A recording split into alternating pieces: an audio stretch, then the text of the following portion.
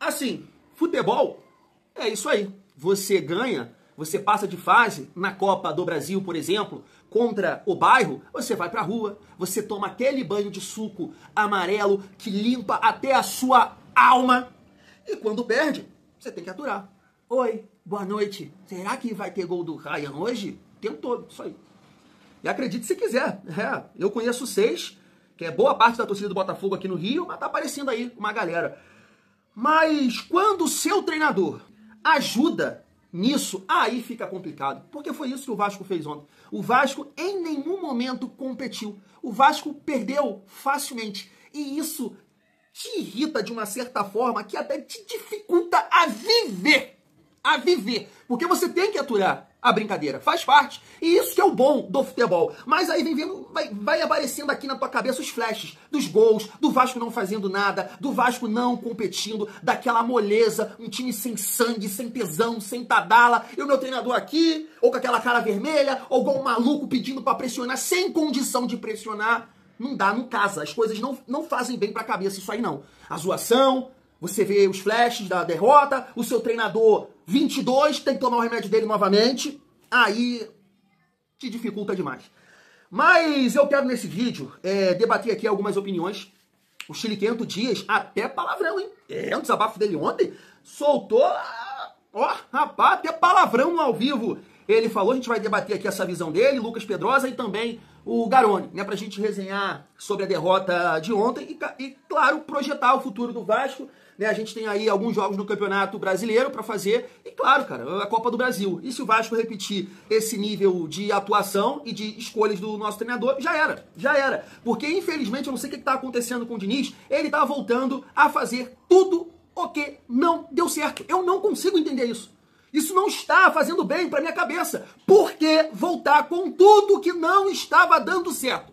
Por quê? Isso é uma loucura, pô. Tu consegue entender?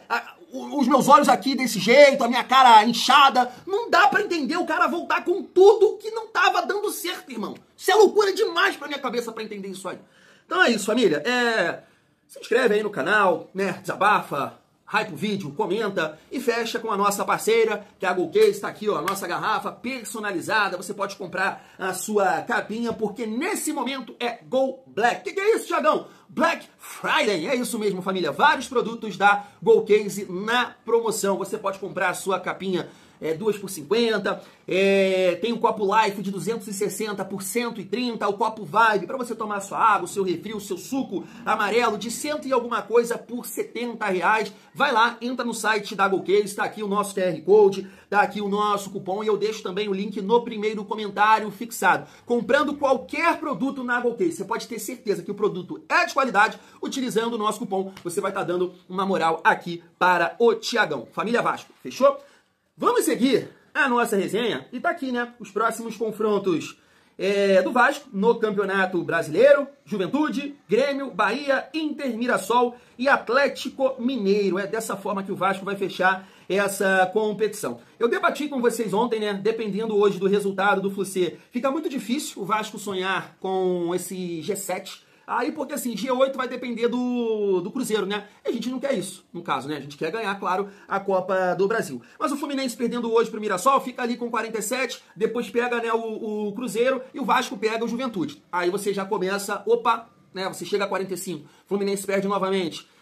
O São Paulo pega o RB Bragantino, que é um adversário que o São Paulo tá melhorando, né? O São Paulo tá pegando uma crescente de novo nessa reta final, ganhou do Vasco, ganhou do Bahia, empatou ontem com o Flamengo. Então pega o RB Bragantino, né, que também vem de vitória sobre o Corinthians, pode dificultar. Então você passa a sonhar novamente com esse G7 aí, se o Flu-C perder hoje. Eu acho assim. E claro, ganhar do Juventude, que o Vasco já não ganha há algum tempo aí, né? Por exemplo, no ano passado foi uma derrota e um empate, esse ano já perdeu, então a gente tem que ganhar do Juventude aí, família. E é uma sequência complicada aqui pro Vasco, né? Porque o Vasco pega o Grêmio, que tem muita dificuldade sempre de jogar lá. O Bahia é o melhor mandante, né, da competição. O Internacional, a gente vem de 2 derrotas em casa, né? 23 e 24, mas é um Inter num péssimo momento e você tem que aproveitar e tentar afundar o Internacional que tá brigando ali nesse momento para não cair. O Mirassol, que é um adversário muito difícil, e você fecha com o Galo lá. Então, assim, a sequência do Vasco é muito complicada e você além de mandar bem aqui nessa sequência, você tem que secar os seus adversários. Eu acredito muito que o Vasco, ele tem sim condições de mandar bem nessa sequência, mas o nosso treinador, ele precisa parar com essas loucuras.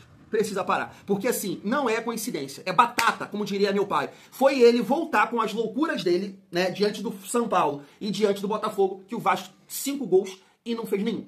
É muita coincidência. Ah, mas ele fez isso contra o Vitória. Eu vou te mostrar aqui. Eu fui pesquisar isso. Eu vou te mostrar aqui que ele não fez. Fez na reta final. Fez quando só tava dando Vasco. Porque as modificações que ele fez no intervalo do jogo não foi loucura, não. Contra o Vitória, não foi loucura, não. E o Vasco estava perdendo aquela partida. Ele não fez loucura. Ele fez o simples. Tem que voltar a fazer o simples. Gênio /22. Família, um outro ponto que eu queria aqui destacar com vocês é a questão do PH. Né? Números do Vasco sem Paulo Henrique mostra a importância do jogador. O Vasco tem apenas 25% de aproveitamento sem Paulo Henrique no Campeonato Brasileiro. Assim, eu não preciso falar aqui da importância dele. Eu acho o PH um dos 3 melhores jogadores do Vasco, mas ontem não foi o caso, tá? Não foi o caso porque aí você abre margem para você falar do Pumita. Ah, não fez uma grande partida? Não, não fez, mas não foi o pior de tudo ali. Então assim, não dá para queimar o Pumita. Faz falta porque é um titular, mas ontem não. Ontem a gente tem que debater outras coisas e não debater a importância do PH. Fez falta? Claro que fez. Mas poxa, o Pumita foi terrível. Não foi terrível. Muita gente pior que ele em campo ontem. Família, eu vou até esperar aqui. Eu ia levantar essa questão do Hugo Moura, que também... Acho que foi o GE, né? Que fez uma matéria desse jogador. Mas eu quero passar primeiro aqui os cortes e depois a gente troca uma ideia sobre isso. Se liga só. O Botafogo engoliu o Vasco.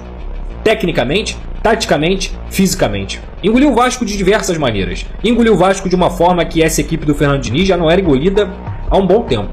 E isso tudo tem a ver, pra mim, não só com as escolhas do treinador, que a gente vai falar bastante sobre isso aqui, mas também com a postura dentro de campo. A gente não pode achar normal a postura passiva que o Vasco teve hoje dentro de campo.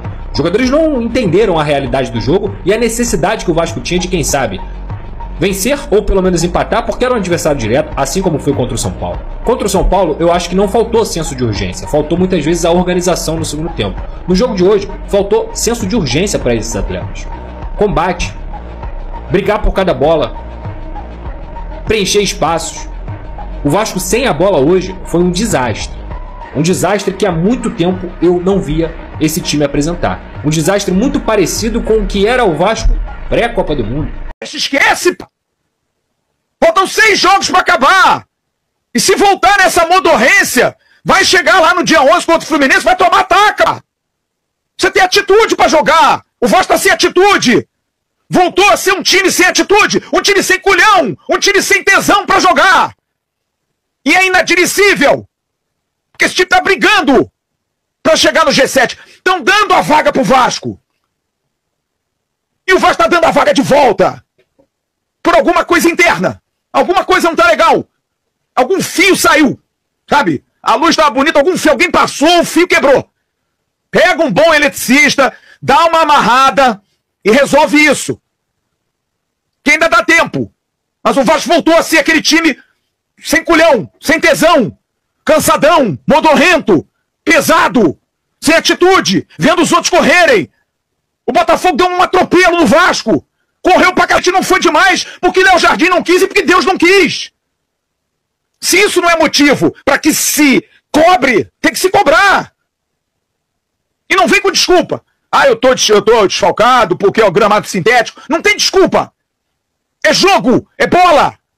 A gente tá discutindo no pré-jogo a questão do Masterclass. O David Ancelotti hoje deu um nó no Fernando Diniz. Hoje o treinador do Botafogo deu um nó. Fez o Botafogo jogar na velocidade, ampliou o campo, botou os meias nas costas dos volantes do Vasco, porque a primeira linha do Vasco marca lenta e marca mal. Porque Jean já fala isso, com o Verrete e Coutinho lá na frente, você não vai marcar ninguém. Se me botar de zagueiro com Emerson Rocha e o Jean de volante, a gente sai jogando contra o Vasco. Diniz, mudar as peças, voltar com as peças tradicionais que estavam jogando. Para de defender aqueles que você acha que você tem convicção que podem jogar. Eles não podem. O Tietchan e o Verrete não podem ser titulares do Vasco. Senão a gente vai mais pro buraco ainda. E mais uma vez o Diniz abre o seu meio de campo. No jogo passado contra o São Paulo, a gente falou sobre isso aqui, como é que o Diniz foi cedo demais para abrir o time que estava fazendo um bom jogo. Inclusive, o Vasco já tinha voltado melhor no segundo tempo contra o São Paulo. Contra o Botafogo, não. O Vasco jogou muito mal no primeiro tempo. E ele mexe no intervalo. Aí você pode falar, bom, Garani, Se jogou mal, faz sentido ele trocar tão rápido assim. Faz sentido ele mexer num time que jogou mal no primeiro tempo? É claro que faz. O que não faz sentido é ele pegar o que era um problema e escancarar. A troca pela troca, a troca tem que ter um sentido, tem que ter um propósito. Para que serve essa troca? O Diniz, mais uma vez, entrou com o Matheus França de volante. Dessa vez sacou o Tietê. No último jogo tinha tirado o Barros, foi muito criticado por isso. Só que, o Matheus França já tinha mostrado que nessa posição, aliás, nem na posição dele, o Matheus França fez ainda um grande jogo. Tá devendo ainda na posição dele, que é ou de segundo atacante, ou como um 10, ou como um ponta, como foi antes da lesão lá no período de Flamengo. Pós-lesão, segundo atacante 10. Agora, de 8, como foi o que o Diniz tentou mais uma vez, já tinha ficado muito claro no jogo contra o São Paulo que teria problema. Qual a diferença que agrava ainda mais essa decisão do Diniz, ao meu ver, no jogo de hoje? Porque mesmo com 2 volantes, ainda que o Tietê não seja um volante de contenção, mas mesmo com 2 jogadores habituados à função, o meio de campo do Vasco já estava exposto. Então, ao invés de fortalecer o meio de campo, o Diniz abriu mais o meio de campo. Ou seja, o Diniz pegou o que era um problema e, ao invés de buscar uma solução, ele abriu ainda mais. Ele pegou uma ferida e escancarou ela. E aí, amigo, o Botafogo deitou. E não é que tornou o time mais ofensivo, não. Mais uma vez o Matheus França entrou muito mal. Mais uma vez o Matheus França errou demais. Mais uma vez o time ficou muito exposto. E o Botafogo, que no primeiro tempo já vinha encontrando muito espaço para contra-atacar, no segundo tempo deitou. Tá aí. Família, deixa eu começar com a visão do Pedrosa sobre postura. E eu discordo plenamente. Porque se a questão for postura, você tem que mandar embora boa parte desse elenco. Que isso, Thiago? Tem que mandar, pô. Tem que mandar. Porque assim, o Vasco perdeu pro Puerto Cabello, postura. Juventude, postura. Mirassol, postura. Corinthians, postura. Entre outros jogos aí que você pode me ajudar a lembrar aqui. Não é postura. Não é postura. Família, não é postura. É uma condição física. Não adianta você pegar o Thiagão, pegar você fora de forma, pegar, sei lá, mais um e botar pra marcar pressão, marcar pra competir fisicamente. Eu posso estar valendo a minha vida. Eu posso entrar em campo valendo a minha vida. Eu não vou conseguir. O meu pulmão não vai suportar. Eu não estou preparado para exercer, para competir daquela forma. Ah, Thiago, exemplo nada a ver, pô, os caras são profissionais. Sim, mas do outro lado também. Do outro lado também tem jogadores que se preparam a semana toda, tem nutrição, tem academia, tem ali uma vida boa. Então a comparação que eu tô dizendo é essa. Então se você pega um Verratti, um Coutinho, um Tietê pra jogar contra aquela galera ali cheia de tesão, não vai dar, mano! E aqui, veja bem, não estou falando do Verratti, do Coutinho, do Tietê individualmente falando. É o conjunto. Família, um outro dia eu tava vendo aí um treinador falar que hoje o jogo, é muito mais sem bola do que com bola. Tu já viu uma parada dessa? Por exemplo, quanto tempo tu acha que o Coutinho ficou com a bola ontem? Uns 3 minutos? Não, sei lá, uns 2 minutos. Verratti, acho que com certeza não chega a 40 segundos. Tietê, 1 minuto. Família, o jogo hoje é muito mais sem bola do que com bola. E o nosso jogo sem bola é precário, é deprimente, não é postura. Não é postura, eu tô te falando que não é postura. É muito... Quanto tempo essa cara inchada, essa cara gorda aqui, Queimados, Baixada Fluminense, Thiagão fala com vocês aqui que é difícil encaixar Coutinho e Verratti juntos. Quanto tempo eu falo isso aqui? Tem gente que prefere levar porque eu tô isso, que eu não entendo nada, que eu tô perseguindo. Quanto tempo eu falo isso aqui? Então você tem 3 jogadores. Cara, o Tietê parecia uma criança ontem. O Tietê, o cara encostava nele, ele caía. Ele não ganha uma dividida. O Coutinho sem bola também é precário. É precário. Além dele participar muito do jogo, vai lá atrás, tem toda essa movimentação que já causa um desgaste nele. Quando vai exercer o jogo sem bola, não consegue. E o Verratti tem 37 anos, está pesado. O Verratti, família, a cada ano que passa, ele não vai aguentar mais. Pô, o Verratti, quando ele chegou no Vasco, ele ainda conseguia, fazer muito, marcava lateral. Só que a idade chega pra todo mundo, gente. Eu já tô com 34, eu não consigo fazer as paradas que eu fazia com 18. A gente tem que entender isso. Ué, faz parte da vida. Posso te dar um exemplo aqui rápido do que eu tô falando, do que eu debato aqui com o Fernando Diniz? Cara, eu tive a possibilidade, eu não acompanho assim, mas porque, até falei isso aqui com vocês, o Botafogo jogou contra o Santos no domingo, 4 horas, e o Vasco ia jogar 6h30, então eu tava acompanhando. Olha o time do Santos, o time que a gente deu de 6. time que a gente deu de 6. Só que é um time totalmente diferente. Esse time do Santos aqui quase ganhou do Botafogo. Quase ganhou do Botafogo. É isso, mereceu ganhar do Botafogo. Foi 2-2 esse jogo. Vê se esse time aqui não é um outro time em comparação àquele time que a gente deu de 6. Olha só o time. O Brazão, o Alexis Duarte, Adonis Farias e Luan Pérez. 3 zagueiros. Na cabeça de área, João Schmidt e Vitor Hugo, que é um jogador jovem, né, do Flamengo, que tem mais saúde. O Berramin Rolheiser, né, que também é mais leve, é um meia. Igor Vinícius, aquele lateral que jogou no São Paulo, também tem a saúde, pode ser limitado, mas tem saúde. O Souza, que é um moleque da base, um lateral esquerdo, saúde. Olha o ataque dos caras. Lautaro Dias e Barreal. Todo mundo com saúde.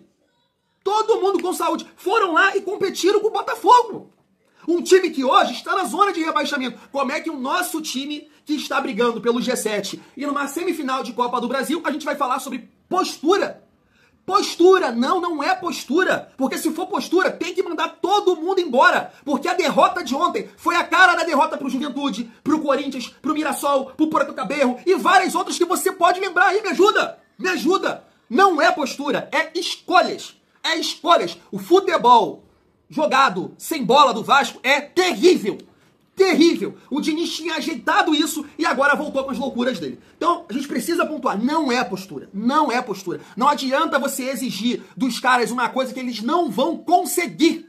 Tu acha que o Verratti não tem postura? Tu acha que o Verratti não honra a camisa do Vasco? Tu acha que o Coutinho não honra a camisa do Vasco? O Tietê, apesar de não ter ligação com o Vasco, tu acha que o cara não honra a camisa do Vasco? Não é postura. Porque senão a gente vai para um caminho que não é legal pros caras. Não é postura. Eu tô te falando, não é postura. Isso é escolhas do Diniz.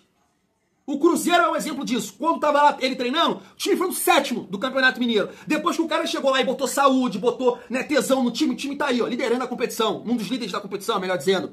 Então ele tem que voltar a fazer o que estava dando certo. Que é um time mais equilibrado e principalmente um time com mais saúde. Um time com mais saúde. É isso que ele tem que fazer, família vascaína. E aí assim, em relação ao jogo contra o Vitória, tá? Que a loucura dele deu certo. Só que a gente precisa lembrar que nesse jogo o Vasco sai perdendo, né? Ali no intervalo por 2-1, não é isso? E aí consegue virada. Mas tu sabe qual foi? Tu lembra as modificações que ele fez no intervalo? Tá aqui, eu te mostro, ó. Ele colocou o Piton no lugar do Pumita, nada demais, sem loucura. E o Andrés Gomes no lugar do Verratti, sem loucura. O Andrés Gomes pro lado direito, Ryan foi para do Verratti, sem loucura. Deu certo, funcionou. Aí, a partir disso, né, o jogo foi caminhando, foi se desenvolvendo, ele começou as loucuras, né? Aí ele entrou com o Matheus França no lugar do Barros, e entrou David no lugar do Nuno, nada demais, e no finalzinho ali, 88 minutos, entrou com o GB no lugar do Tietê. Mas você entende o contexto do jogo? Os caras com 1 a menos e mal passando do meio campo. Aí beleza, eu até entendo, e deu certo, o Vasco virou. Agora, contra o São Paulo não tem justificativa, e no jogo de ontem também não tem. Não existe, família. E aí é aquilo que eu debato aqui com a cultura do resultado. Família, a gente não pode comparar a maneira que o Vasco entra em campo contra o RB Bragantino para o Botafogo. O RB Bragantino que deu certo, basicamente essa escalação aí de ontem, é um time muito inferior ao Botafogo, mas muito inferior.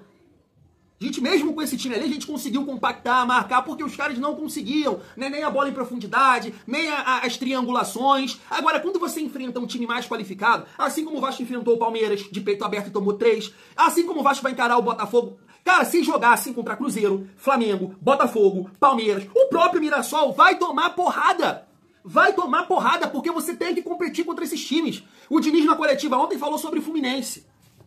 Pô, mas contra o Fluminense jogou Tietê e Barros. E a gente ganhou. Lá na frente tava o Ryan e o Andrés Gomes. Ele esqueceu de falar isso. Mais saúde ali na frente. E o Vasco, em diversos momentos, conseguiu pressionar o Fluminense. Porque o Ryan ganha, sei lá, 6, 5 segundos a mais numa pressão do que o Verratti. Porque o Andrés Gomes ganha, né, 4, 5 segundos a mais que o Ryan, que é mais leve que o Ryan, pra pressionar. Quantas vezes o Vasco conseguiu pressionar o Fluminense por essa saúde ali na frente? Ontem, nenhuma pressão. Nenhuma pressão.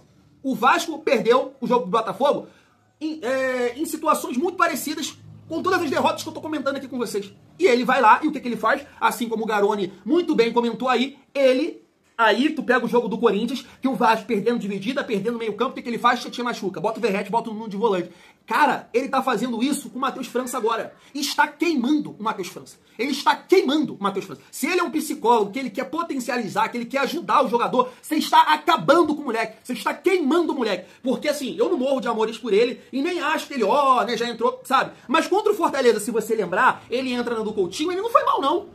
Contra o RB Bragantino, ele entrou na do Nuno, ele também não foi mal, não foi aquilo, mas não foi mal. Agora, contra São Paulo e contra Botafogo, Diniz, ele foi pavoroso. Quem te falou que o Matheus França é segundo volante? Eu sei que você falou aí um outro dia nessa parada de treinador, que as redes sociais, as pessoas querem descredibilizar o trabalho, né? Acham que entendem mais. Mas, irmão, assim, da onde você tirou que o Matheus França é um segundo volante? Que aí também, por você ter vivido sua carreira toda, sua vida toda no futebol, você chegar e fazer uma coisa dessa, cara, é jogar na cara do torcedor, eu vou fazer qualquer coisa, qualquer merda, e eles vão ter que aceitar. Porque eu entendo, eles não entendem nada.